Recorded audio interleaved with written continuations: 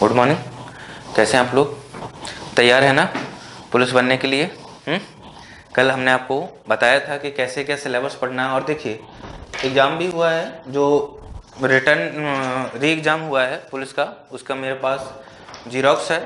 और इसमें जो क्वेश्चन आए हुए थे, कल कई सारे बच्चों के फ़ोन आए मेरे पास कि सर आपका पढ़ा है हुआ फंस गया। फंसना तो है ही, फंसना तो है ही। जब मैं पढ़ा रहा हूँ तो फंसेगा, पक्का फंसेगा। अब फंसाना नहीं है, आपका ये शब्द गलत है सर फंस गया, बल्कि ये सर जो आपने पढ़ाया था वो मैंने कर लिया, अच्छी बात है ये, ठीक ना। ये देखिए, जो भी मुझसे पहले पढ़े हुए हैं, ठीक ना, पुलिस हो चाहे कोई भी हो, मैंने क्वेश्चन कराए हैं। सीरिया एक ऐसा देश है जो एशिया महाद्वीप में पड़ता है, और एशिया महाद्वीप में सीरिया का जो विस्तार वो अरब प्रायद्वीप पर है। और अरब प्रायद्वीप विश्व का सबसे बड़ा प्रायद्वीप है। वहां पे कई सारे देश हैं, जैसे सीरिया, जैसे जॉर्डन, जैसे सऊदी अरब, जैसे यमन, जैसे ओमान, जैसे यूएई, कई सारे देश हैं। मैंने पढ़ाया है, क्लास नोट्स में मैंने लिखवाया है कि सीरिया में एक मरुस्थल है, और उस मरुस्थल का नाम है सीरिया मरुस्थल। और सीरिया मरुस्थल के समीप ही मैंने आपको बताया कि वहां पर एक शहर है सीरिया का, जो सीरिया की राजधानी है दमिश्क। क्या नाम है? दमिश्क। वहीं सीरिया से थोड़ा आगे की ओर बढ़ेंगे तो मैंने ये बताया था कि वहां पर दो नदियां बहती हैं, और जो ये दो नदियां हैं ये जिन देशों में बहती हैं, एक देश का नाम है इराक और दूसरे देश का नाम है ईरान। इराक और ईरान में दो नदियां बहती हैं, नदियों के नाम हैं यूफ्रेटस और टिग्रिस। ये आधुनिक नाम है, यूफ्रेटस और टिग्रिस ये आधुनिक नाम है। पहले प्राचीन काल में इन्हीं नदियों को दजला और फरात कहते थे। क्या कहते थे? दजला और फरात। दजला और फरात नदियों के बीच के क्षेत्र में विश्व की सबसे प्राचीन सभ्यताओं में से एक मेसोपोटामिया की सभ्यता क्या हुई? विकसित। तो मैंने करवाया है। म्यांमार की मुद्रा निम्नलिखित में से कौन सी है? अब देखिए, कई सारे ऐसे होते फैक्ट होते हैं, जैसे मुद्रा है, राष्ट्रपति है, राज्यपाल, राष्ट्रपति है, प्रधानमंत्री, एक खुद से पढ़ने पड़ते हैं। तो म्यांमार की मुद्रा कियात है। अफ्रीका महाद्वीप का सबसे अधिक आबादी वाला देश, देखिए मैंने पढ़ा है नाइजीरिया अफ्रीका महाद्वीप में पश्चिम दिशा में है, और वहां पर एक नदी बहती है नाइजर और नाइजीरिया। और मैंने कई बार बताया है, वहां पर एक तेल होता है पाम का तेल, और नाइजर जो नदी है उसका उपयोग पाम तेल को ले जाने के लिए किया जाता है। और मैंने पढ़ाया था नाइजीरिया अफ्रीका महाद्वीप का सबसे अधिक जनसंख्या वाला शहर देश है, और सबसे अधिक क्षेत्रफल वाला, सबसे बड़ा क्षेत्रफल की दृष्टि से जो सबसे बड़ा देश है अफ्रीका का, वो कौन सा है? वो अल्जीरिया है। एक क्लास नोट्स का सेम टू सेम क्वेश्चन है। देखिए, आज ही पढ़ाए हैं जो इससे पहले बैच थे। निम्नलिखित में से कौन सी नदी बंगाल की खाड़ी में नहीं गिरती है? बंगाल की खाड़ी में भारत की 4 महत्वपूर्ण नदियां नहीं गिरती हैं, जो कि अगर बंगाल की खाड़ी में नहीं गिरेंगी तो गिरेंगी कहां? अरब सागर में। पहली नदी का नाम है अरब सागर में गिरने वाली समानता। नदियों को याद करने की ट्रिक है, और ट्रिक का नाम है समानता। ये वो नदियां हैं जो अरब सागर में गिरती हैं। जो नदी अरब सागर में गिरेगी वो सीधी सी बात है बंगाल की खाड़ी में नहीं गिरेगी। सा का मतलब है साबरमती,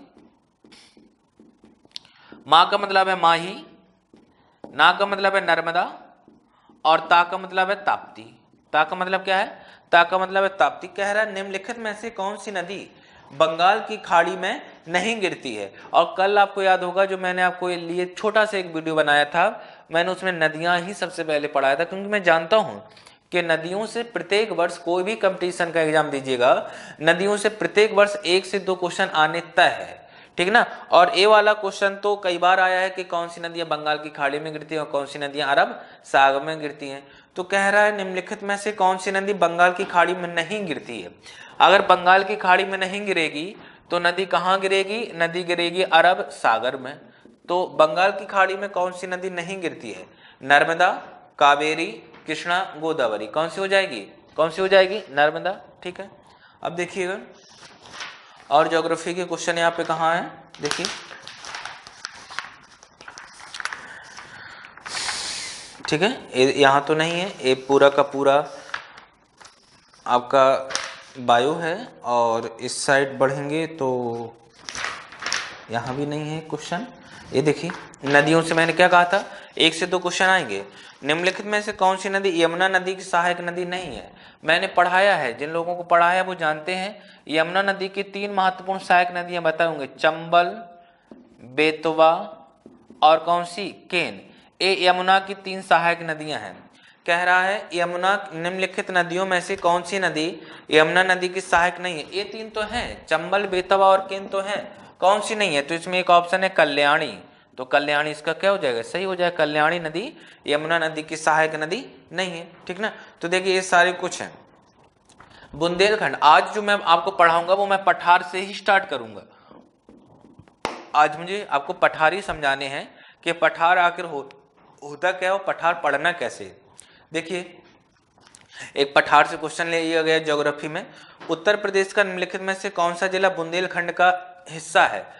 बुंदेलखंड जो क्षेत्र है वो पठारी क्षेत्र, और बुंदेलखंड में कुल 13 राज्य, बुंदेलखंड 2 राज्यों में फैला है, उत्तर प्रदेश और मध्य प्रदेश। और उत्तर प्रदेश में इसके 7 जिले हैं और मध्य प्रदेश में इसके 6 जिले हैं। उत्तर प्रदेश में जो 7 जिले हैं उनके नाम है झांसी, ललितपुर, जालौर, हमीरपुर, बांदा, महोबा, चित्रकूट। ये 7 जिले हैं जो कहाँ पर हैं? बुंदेलखंड के उत्तर प्रदेश के भाग है। कह रहा निम्नलिखित का कौन सा भाग बुंदेलखंड क्षेत्र का हिस्सा है? चंदौली, औरैया, एटा, महोबा। कौन सा है? महोबा। एक क्लास नोट्स का क्वेश्चन है, ठीक ना। देखिएगा और क्या है, इतिहास है यहाँ पर, और मैं पहले ज्योग्राफी देखता हूँ। ज्योग्राफी और कहाँ पर है? तो बस ज्योग्राफी के इतने ही क्वेश्चन थे, 38, ठीक ना।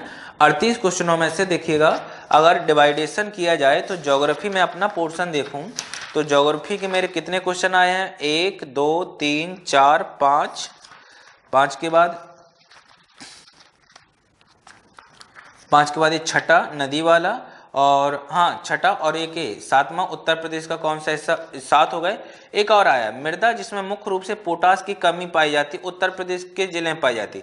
पोटास की कमी किस मिट्टी में पाई जाती है? तो पोटास की कमी लाल मिट्टी में पाई जाती है। और लाल मिट्टी कहाँ पाई जाती है उत्तर प्रदेश में? जौनपुर, बलरामपुर, बहराइच, गोंडा। तो जौनपुर के क्षेत्र में, इसका आंसर जौनपुर। तो हमने देखा कि जो आपका यूपीपी का एग्जाम है उस एग्जाम में क्या है, 38 क्वेश्चन आने हैं जीएस के। ये बात मैंने आपको कल भी बताई थी कि जीएस के कितने क्वेश्चन आने हैं? 38। उन 38 क्वेश्चनों में से जो मेरा सब्जेक्ट है भूगोल, उसके कितने क्वेश्चन आए हैं?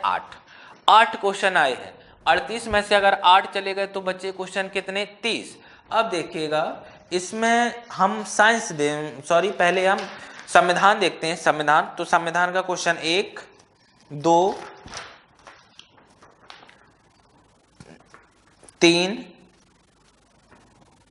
लगभग 8 क्वेश्चन होंगे इसके भी। हाँ लगभग 8 क्वेश्चन है। तो आपके 5 सब्जेक्ट हैं और 8 क्वेश्चन के आधार पर जोड़ लेगा। 8 गुणा 5 40। इकोनॉमिक्स से कम क्वेश्चन आते हैं, 2 से 3 क्वेश्चन आते हैं। तो लगभग आपको जीएस में प्रत्येक, चाहे भूगोल हो, चाहे इतिहास हो, चाहे सामान्य विज्ञान हो, चाहे राजनीतिक विज्ञान हो, आपको कितने क्वेश्चन मिल जाने हैं? 8 से 9 क्वेश्चन आपको कन्फर्म मिलेंगे। तो 8 से 9 क्वेश्चन कम नहीं होते हैं अगर आप अच्छे से पढ़ेंगे।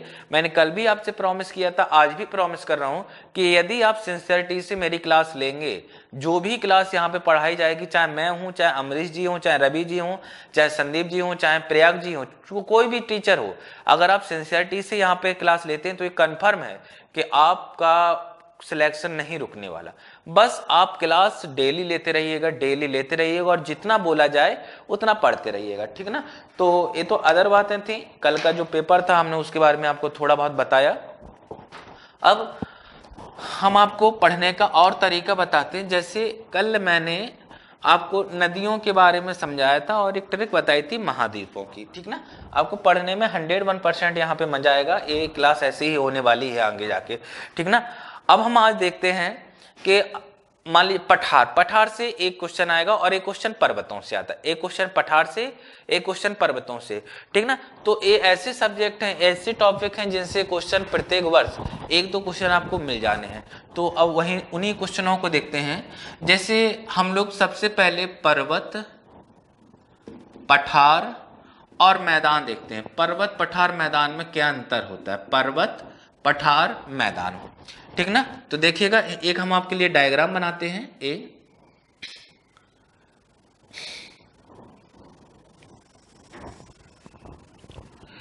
एक हमने डायग्राम बना दिया। इसमें आपको 3 आकृतियां दिख रही हैं। जो सबसे ऊंचा भाग है, इस सबसे ऊंचे भाग को क्या नाम दिया जाता है? पर्वत।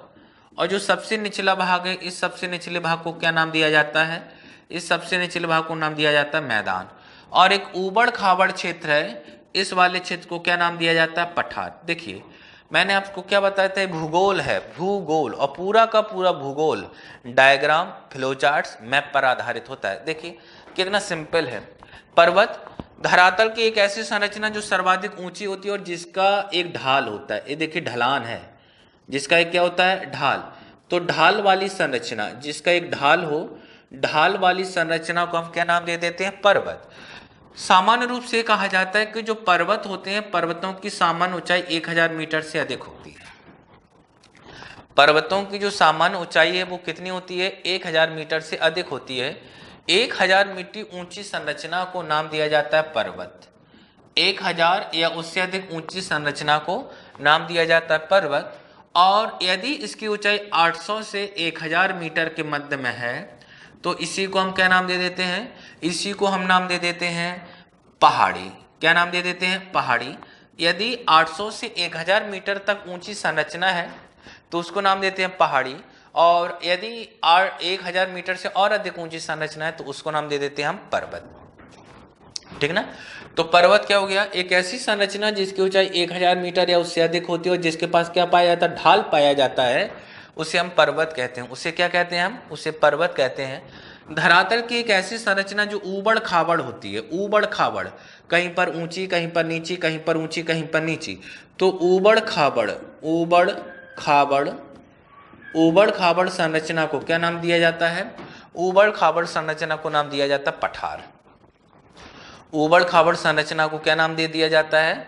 तो ऊबड़ खाबड़ संरचना को नाम दिया जाता है पठार। और पठारों के बारे में कहा गया कि पठार जो होते हैं उनकी ऊंचाई 500 से 800 मीटर के मध्य में होनी चाहिए। कितनी होनी चाहिए? 500 से 800 मीटर के मध्य में होनी चाहिए उनकी ऊंचाई। उन्हें नाम दिया जाता है पठार। मैदान, मैदान ऐसी संरचना जिसकी ऊंचाई 200 से 500 मीटर के मध्य में होती है उसे मैदान कहते हैं। और मैदान कैसे होते हैं? मैदान समतल होते हैं। मैदान कैसे होते हैं? समतल। सम मतलब समान, तल मतलब तल। एक ऐसा क्षेत्र जहाँ का तल एकदम समान हो, फ्लैट हो, एकदम समान हो, तो उस समतल वाली संरचना को ही क्या नाम दे दिया जाता है? समतल वाली संरचना को ही नाम दे दिया जाता है मैदान। तो ये है आपके पर्वत, पठार और मैदान। देखिए बताइए, सिंपल लग रहा है ना पढ़ना? तो ये है पर्वत, पठार, मैदान। अब हम आपको पर्वत पढ़ाते हैं। और हिमालय पर्वत है एक, जो कि विश्व की सबसे ऊंची पर्वत श्रृंखला है। हिमालय नहीं पढ़ा रहे हैं अभी हम आपको, हिमालय बाद में पढ़ाएंगे। तो अभी हम आपको डेमो के रूप में, डेमो के लिए, आपका विश्वास जीतने के लिए, देखिएगा विश्वास और आपका हमारे ऊपर हमेशा कायम रहे कि हमारे अंदर हमारी क्वालिटी क्या है और हम आपको कैसे जॉब दिला सकते हैं। ठीक ना? तो ये सारी चीज़ें सीखनी है। जैसे मान लीजिएगा मैंने आपको पढ़ाना स्टार्ट किया अरावली, अरावली पर्वत, अरावली पर्वत। ठीक ना? अरावली पर्वत। तो अरावली पर्वत नहीं है बल्कि अरावली पर्वत श्रृंखला है। अरावली क्या है? अरावली पर्वत श्रृंखला। पर्वत श्रृंखला किसे कहते हैं? पर्वत श्रृंखला एक पर्वत या एक से अधिक, तो एक से अधिक पर्वतों के समूह को नाम दिया जाता है पर्वत श्रृंखला। एक से अधिक पर्वतों के समूह को क्या नाम दिया जाता है? एक से अधिक पर्वतों के समूह को नाम दिया जाता है पर्वत श्रृंखला। तो एक पर्वत श्रृंखला है अरावली पर्वत श्रृंखला। भारत में जितने भी पर्वत हैं उन सभी पर्वतों में सबसे प्राचीन पर्वत श्रृंखला है। सबसे प्राचीन पर्वत श्रृंखला है, सबसे प्राचीन पर्वत श्रृंखला। अरावली भारत की सबसे प्राचीन पर्वत श्रृंखला है। जो भी प्राचीन होगा वो अपनी अंतिम अवस्था में होता है। जैसे आप और आपके दादाजी या मैं और मेरे दादाजी, तो आप और आपके दादाजी या मैं और मेरे दादाजी में कौन पुराना यानी कौन प्राचीन? दादाजी। तो दादाजी, पहले जो दादाजी की मान लीजिएगा ऊंचाई 5-6 फुट थी, लेकिन जैसे जैसे दादाजी का बुढ़ापा आता जाएगा उनकी हाइट क्या होती जाएगी? धीरे धीरे कम होती जाएगी। हाइट कम नहीं हो रही बल्कि उनके अंदर की जो मांसपेशियां, जो हड्डियां हैं, जो ब्लड है, जो उनका सर्कुलेशन सिस्टम वो क्या हो रहा? कमजोर होता है, जिस कारण से धीरे धीरे धीरे धीरे धीरे धीरे वो क्या होते जाएंगे? झुकते जाएंगे। झुकने के कारण उनकी आकृति क्या हो जाएगी? कम। अभी हम और आप हैं एकदम यंग हैं, एकदम सीना चौड़ा करके खड़े हुए हैं, ठीक ना, एकदम जितनी हाइट है पूरा। लेकिन जैसे जैसे बुढ़ापा आएगा आपको एक लाठी की जरूरत पड़ेगी और धीरे धीरे आपका आकार जो होगा वो सामान्य आकार से थोड़ा बहुत कम हो जाएगा। ऐसा क्यों हो रहा है? ऐसा पर्वतों के साथ भी होता है।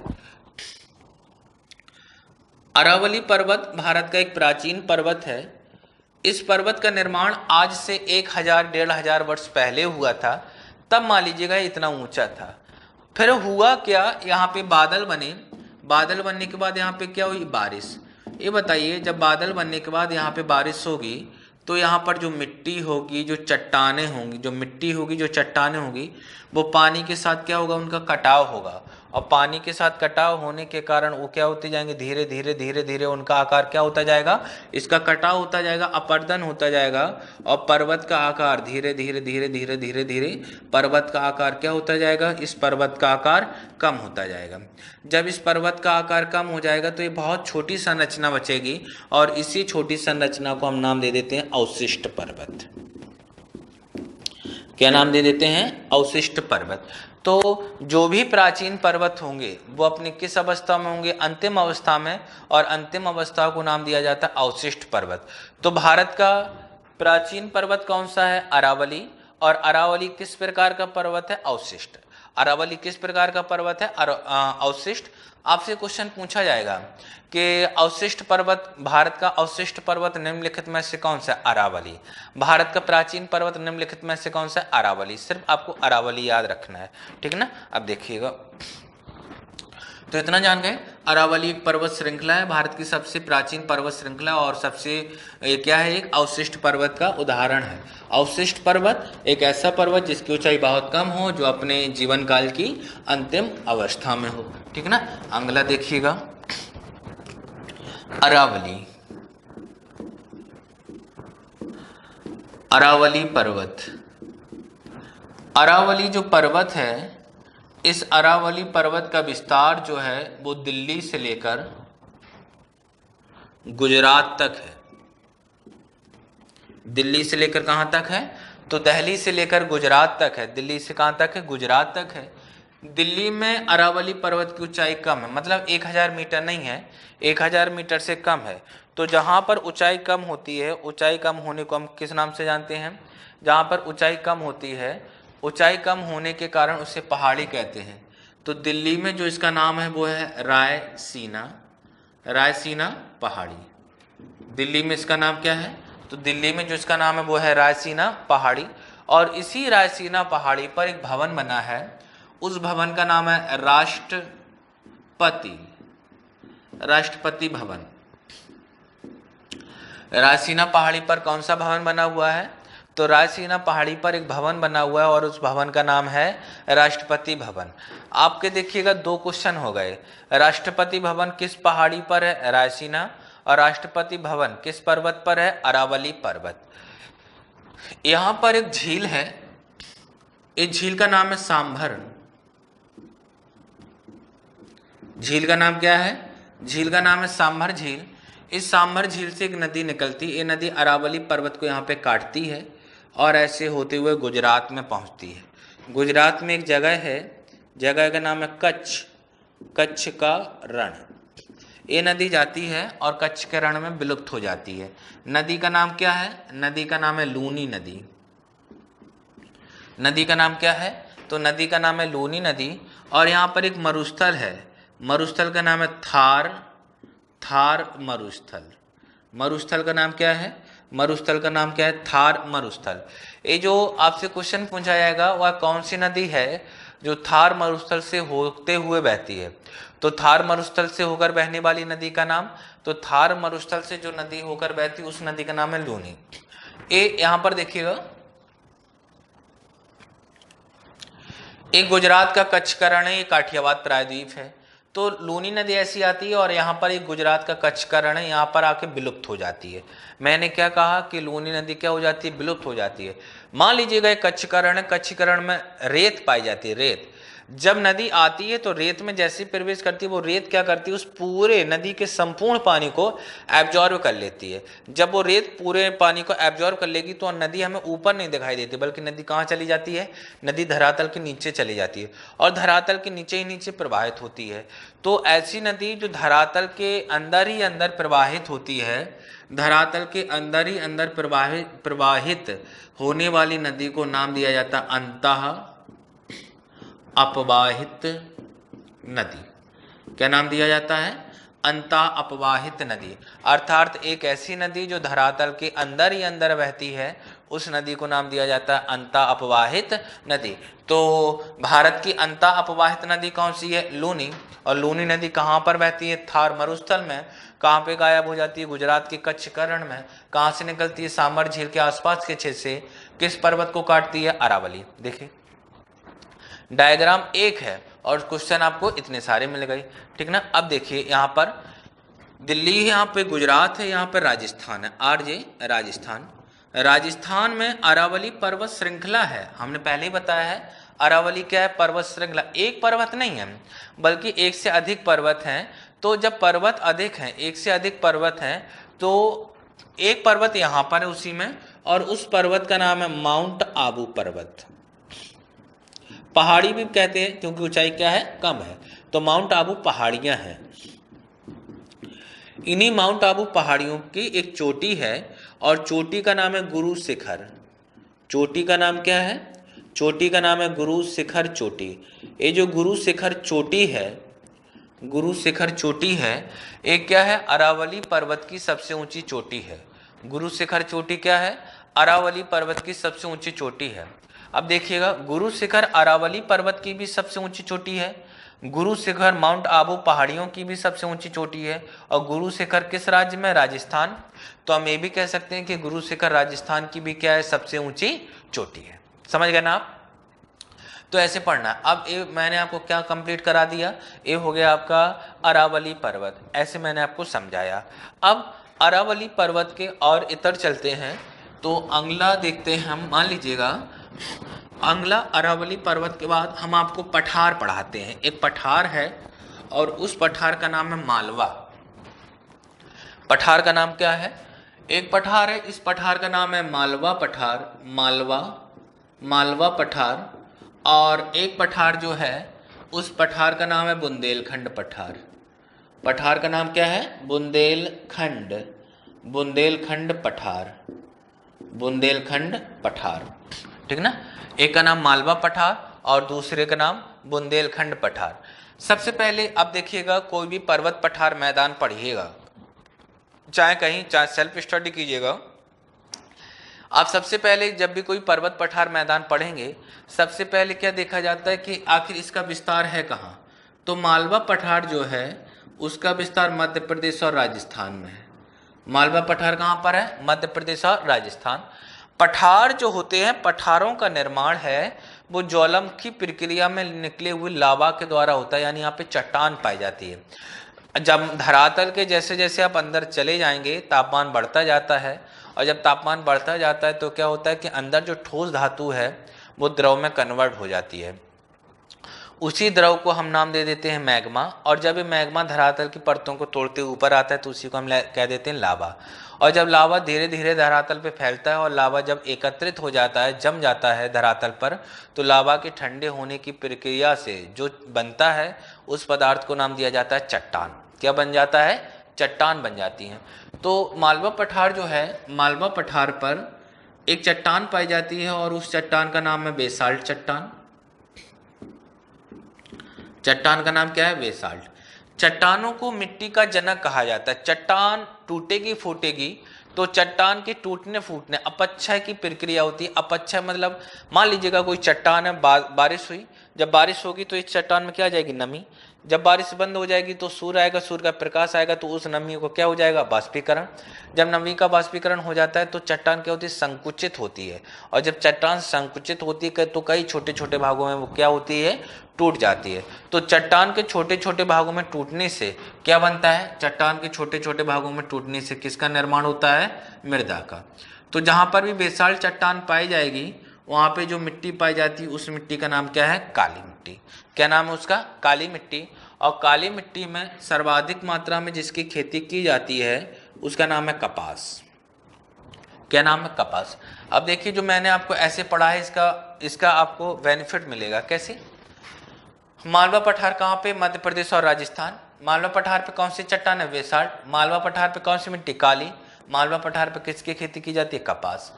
बेसाल्ट चट्टान कौन सी मिट्टी बनती है? काली। काली मिट्टी में किसकी खेती की जाती है? कपास। मालवा पठार में किसकी खेती की जाती है? कपास। मध्य प्रदेश में क्या उगाया जाता है? कपास। राजस्थान में कपास। कपास की खेती किन चट्टानों में की जाती है? बेसाल्ट। कपास की खेती किस मिट्टी में की जाती है? काली। आपका कौन सा पठार था? ये कौन सा पठार था? मालवा पठार। अब देखिएगा बुंदेलखंड। बुंदेलखंड जो पठार है, बुंदेलखंड पठार का विस्तार मध्य प्रदेश और मध्य प्रदेश के साथ साथ कहाँ है? उत्तर प्रदेश। तो बुंदेलखंड जो पठार है वो मध्य प्रदेश और उत्तर प्रदेश में है। इस बुंदेलखंड पठार पर जो चट्टानें पाई जाती हैं उन चट्टानों का नाम है ग्रेनाइट एवं नीस। चट्टानों का नाम क्या है? ग्रेनाइट एवं नीस। ग्रेनाइट एवं नीस चट्टान। तो यहाँ भी एक शब्द आया चट्टान, और मैंने आपको बताया कि चट्टानों के टूटने फूटने से किसका निर्माण होता है? तो चट्टानों के टूटने फूटने से मिट्टी बनती है। बेसाल्ट चट्टान से कौन सी मिट्टी बनती है? तो बेसाल्ट चट्टान से काली मिट्टी बनती है। और ग्रेनाइट और नीस चट्टान के टूटने फूटने से जो मिट्टी बनती है, ग्रेनाइट और नीस, उस मिट्टी का नाम है लाल मृदा। उस मिट्टी का नाम क्या है? लाल मृदा। और जहां पर भी लाल मृदा पाई जाती वहां पर दो फसलें उगाई जाती हैं मुख्य रूप से। पहला मोटे अनाज, मोटे अनाज, इसी को हम दलहन फसल भी कह सकते हैं। दलहन फसलें या फसल। और दूसरा तिलहन फसल, तिलहन फसल। तिलहन फसल एक ऐसी फसल को कहा जाता है जिससे हमें तेल की प्राप्ति होती है। तो मोटे अनाजों के अंतर्गत क्या आता है? ज्वार, बाजरा, मक्का, चना, मटर, सोयाबीन आदि। ठीक ना? अरहर भी आता है, अरहर आता है। ठीक ना? तिलहन फसल जिनसे हमें तेल की प्राप्ति होती है, जैसे तिल, जैसे सरसों, जैसे अलसी, तिल, सरसों, अलसी, जैसे सूरजमुखी आदि। तो ये है तिलहन फसलें। अब देखिएगा आपके सिलेबस मेरे पास है यूपीपी का, यूपी प्लस। इसमें देखिए उसमें लिखा है, एक साइड उसने लिख दिया भारतीय कृषि वाणिज्य एवं व्यापार, और दूसरी साइड उसने लिख दिया भारत का भूगोल तथा विश्व का भूगोल और प्राकृतिक संसाधन। तो कृषि तो हम ऐसे ही पढ़ा देंगे आपको। कृषि तो हमने देखी बुंदेलखंड पठार में हमने क्या पढ़ लिया। कृषि में क्या पढ़ेंगे? कृषि में रबी की फसल क्या है, खरीफ की फसल क्या है, जायद की फसल क्या है, कब बोई जाती है, ये तो आप जानते हैं। कहां पर क्या उगाया जाता है और कितनी मात्रा में उगाया जाता है, एक क्वेश्चन बहुत पूछते हैं। निर्यात, भारत में सबसे ज्यादा निर्यात किन चीजों को होता है? तो ये कृषि जो है वो ज्योग्राफी में भी आता है और कृषि क्या होता है? इकोनॉमिक्स में भी आता है। तो दोनों जगह आपको पढ़ना है। अब देखिए जैसे हमें पता चल गया कि इस वाले क्षेत्र से ए होगा लाल फसलें, सॉरी लाल मिट्टी में क्या होगा? मोटे अनाज होंगे, तिलहन फसलें। बुंदेलखंड जो है उत्तर प्रदेश में अगर कहीं पर सबसे ज्यादा तिल की प्राप्ति होती है, उत्तर प्रदेश की बात कर रहे हैं ना कि पूरी भारत, तो उत्तर प्रदेश में अगर कहीं पर तिल की सबसे ज्यादा मात्रा में प्राप्ति होती है तो उस क्षेत्र का नाम बुंदेलखंड। ठीक ना? पूरे भारत देश की बात करें, पूरे भारत देश में सोयाबीन सबसे ज्यादा कहाँ होता है? सोयाबीन लाल मिट्टी में। लाल मिट्टी कहाँ है? यूपी और एमपी। यूपी में कम है, एमपी में ज्यादा है। तो सोयाबीन उत्पादन में किस राज्य का सबसे आगे स्थान है? प्रथम स्थान किस राज्य का है? मध्य प्रदेश। देखिए आपको अगर मिट्टी पता रहेगी और ये पता रहेगा कि उस मिट्टी में क्या उगाया जाता है तो आप डेफिनेटली ये समझ जाएंगे कि वहां पर कोई ना कोई एक ऐसा क्षेत्र होगा जहां पर इस चीजों का क्या किया जाएगा? उत्पादन किया जाएगा। आप तुरंत आंसर मार देंगे। ठीक ना? तो ऐसे पढ़ना है आपको। ठीक ना? अब सारी चीजें क्लियर हैं। ठीक ना? बस आपकी देरी है। तो ऐसे हम लोगों को पढ़ना है और सिलेक्शन आपका 101% हम करा के मानेंगे। मालवा पठार है, ये मैंने समझाया। बुंदेलखंड है, ये मैंने समझाया। ठीक ना? आगे देखिएगा, थोड़ा सा और देखिएगा।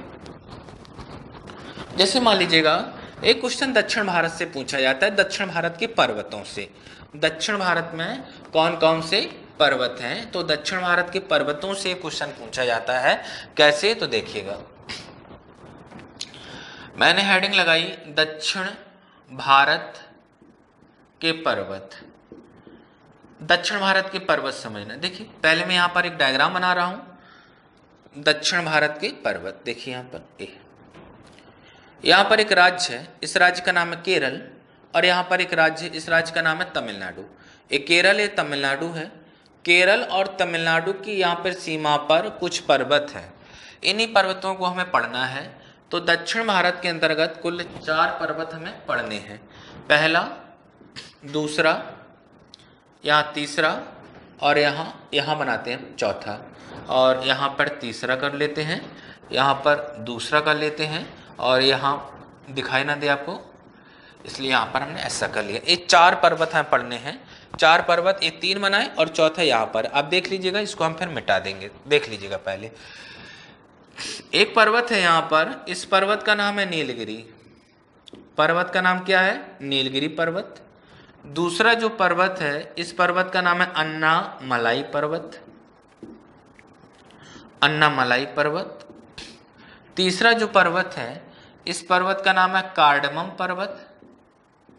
कार्डमम पर्वत ना कह के बल्कि पहाड़ी बोलते, कार्डमम पहाड़ी। और इसी का एक नाम और है, इलायची पहाड़ी। क्या नाम है? इलायची पहाड़ी। तो कार्डमम या इलायची पहाड़ी।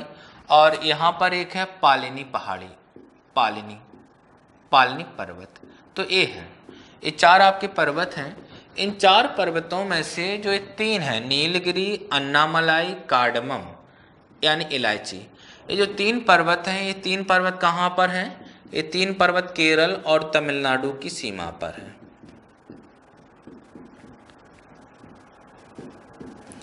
केरल और तमिलनाडु की सीमा पर। केरल और तमिलनाडु की सीमा पर है। और पालिनी पर्वत कहाँ है? तो पालिनी पर्वत केवल कहाँ पर है? तो पालिनी पर्वत केवल तमिलनाडु में है। पालिनी पर्वत कहाँ पर है? तो पालिनी पर्वत केवल तमिलनाडु में है। अब यहाँ आगे देखिएगा, जो अन्नामलाई पर्वत है, अन्नामलाई पर्वत की एक चोटी है, इस चोटी का नाम है अनाईमुड़ी।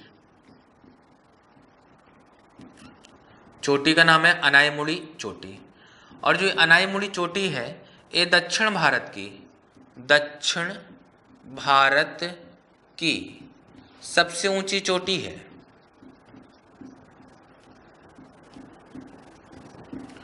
क्या है? दक्षिण भारत की सबसे ऊंची चोटी। अब देखिए, क्वेश्चन बन गया, दक्षिण भारत की सबसे ऊंची चोटी का नाम अनाईमुड़ी। दक्षिण भारत की सबसे ऊंची चोटी कहां पर है? अन्नामलाई पर्वत। अन्नामलाई पर्वत कहां पर है? केरल और तमिलनाडु में। अभी बताइए, जब अन्नामलाई पर्वत केरल और तमिलनाडु में है, तो जो अनाईमुड़ी चोटी है वो या तो केरल में होगी या कहां पर होगी? तमिलनाडु। पर्वत है केरल और तमिलनाडु में, चोटी एक ही जगह होगी। तो जो अनाईमुड़ी चोटी है, ये भारत के जिस राज्य में, या तो केरल में होगी या तमिलनाडु में। तो किस राज्य में है? केरल। यहाँ पर अनाईमुड़ी चोटी केरल में है। हम यहाँ से एक क्वेश्चन और बना सकते हैं कि केरल की सबसे ऊंची चोटी का नाम, तो केरल की सबसे ऊंची चोटी का नाम अनाईमुड़ी। तो केरल की सबसे ऊंची चोटी अनाईमुड़ी हो जाएगी। नीलगिरी पर्वत। नीलगिरी पर्वत पर एक चोटी है, दिख रहा है आप लोगों को? दिख रहा है ना? हाँ, नीलगिरी पर्वत पर एक चोटी है। चोटी का नाम है दोड़ा बेटा। चोटी का नाम क्या है? दोड़ा बेटा चोटी।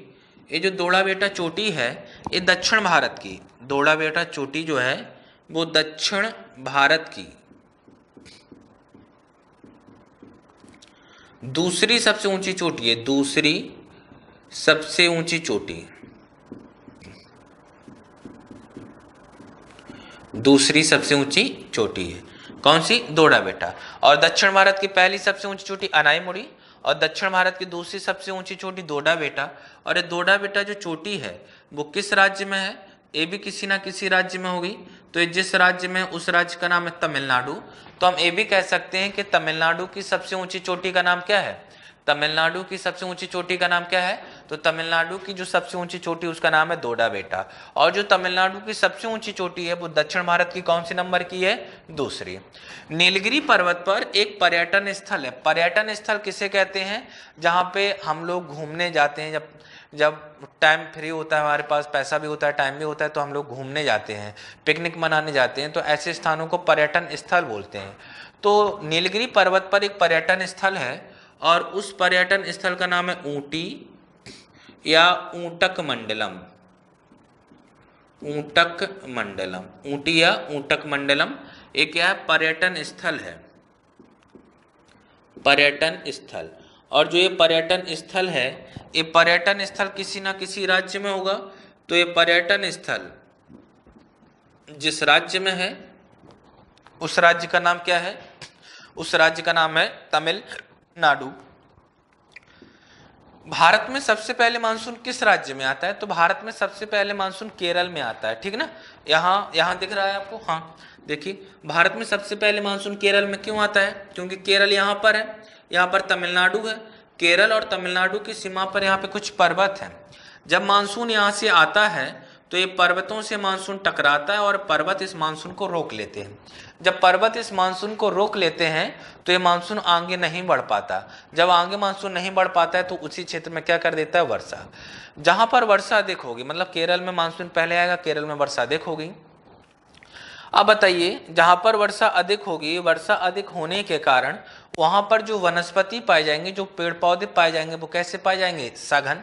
पेड़ पौधे कैसे पाए जाते हैं? अधिक मात्रा में पाए जाते हैं, और अधिक मात्रा का मतलब होता है सघन।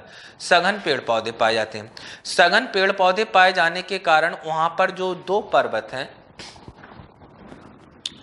नीलगिरी है, नीलगिरी के बाद अन्नामलाई, दो पर्वतों के जो बीच का गैप है उसे घाटी बोलते हैं। तो पानी पर्वतों से लुढ़कता हुआ नीचे जाएगा और अपने साथ मिट्टी को बहाकर नीचे ले जाता है। तो नीचे धरातल में पर्याप्त मात्रा में मिट्टी होती है, और जब बारिश होती है तो उस मिट्टी में कई प्रकार की वनस्पतियां, कई प्रकार के पेड़ पौधे जन्म ले लेते हैं। तो जब पेड़ पौधे जन्म ले लेते हैं वहां पर, तो होता क्या है कि इस घाटी में बहुत अधिक मात्रा में घने जंगल पाए जाते हैं। घने जंगल पाए जाने के कारण ही ना तो यहाँ पर मानव जाता है, ना ही यहाँ पे जानवर। इतने घने जंगल होते हैं कि कई बार तो आप यदि वहाँ पे जाएंगे तो रास्ता ही भूल जाएंगे हम किस रास्ते से आए थे, बहुत घने जंगल होते हैं। और कई बार ऐसा देखा गया कि नीलगिरी के जंगल बोलते हैं, नीलगिरी के जंगलों से जब कोई जानवर आमबन निकलता है, जैसे हाथी, विशालकाय हाथी निकलता है, तो होता क्या है, वृक्षों के बीच में फंस जाता है। तो बहुत घने जंगल है। घने जंगल होने के कारण ना तो यहाँ पे मानव जाता है, ना ही यहाँ पे जानवर जाता है। जब मानव और जानवर यहाँ पे नहीं जाते हैं तो यहाँ पर होता क्या है कि नीलगिरी पर्वत की जो घाटी है वहाँ पर हमेशा शांति बनी रहती है, और शांति बनी रहने के कारण ही नीलगिरी पर्वत की जो घाटी है उस घाटी को नाम दिया गया शांत घाटी। इंग्लिश में क्या नाम दिया जाता है? इंग्लिश में नाम दिया जाता है साइलेंट वैली। इंग्लिश में क्या नाम दिया जाता है? इंग्लिश में नाम दिया जाता है साइलेंट वैली। तो साइलेंट वैली किस पर्वत पर है? नीलगिरी पर्वत से, नीलगिरी पर्वत पर। और यदि आपसे राज्य पूछा जाता है तो किस राज्य में है? केरल। बताइए, ये मैंने आपको क्या पढ़ाया? मैंने आपको पढ़ाया दक्षिण भारत के पर्वत। आपको अच्छे से समझ में आए होंगे, आई होप आपको अच्छे से समझ में आए होंगे। ये मैंने आपको दक्षिण भारत के पर्वत पढ़ा दिए, कहाँ पे क्या है मैंने सब कुछ। देखिए ये डायग्राम है, अगर मैं इसी को लिखाता तो कम से कम आपका एक पेज भर जाता है। और वो सिर्फ अखंड रामायण, जैसे रामायण होती, भागवत होती, आपका एक नोट्स बन जाता बस। ईमानदारी से उस नोट से आपको कुछ नहीं समझ में आने वाला।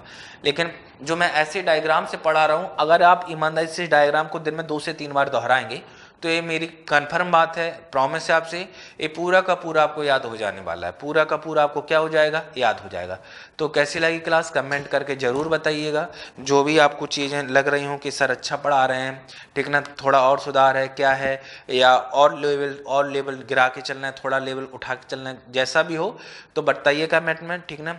आज के लिए ये तय रखिएगा। और जो लोग हमें सुन पा रहे हैं, कल उनका एग्ज़ाम है पीसीएस का, मेरा भी है, तो जो लोग कल पीसीएस के एग्ज़ाम में शामिल होने वाले हैं, उनको हमारी ओर से, हमारी टीम की ओर से, आलोक जी की ओर से, रवि जी की ओर से, अमरीश जी की ओर से, संदीप जी की ओर से, पूरी टीम की ओर से क्या उन्हें हार्दिक बधाई हो, और आप इस एग्ज़ाम में ज़रूर सफल हो। ठीक है, थैंक यू, धन्यवाद।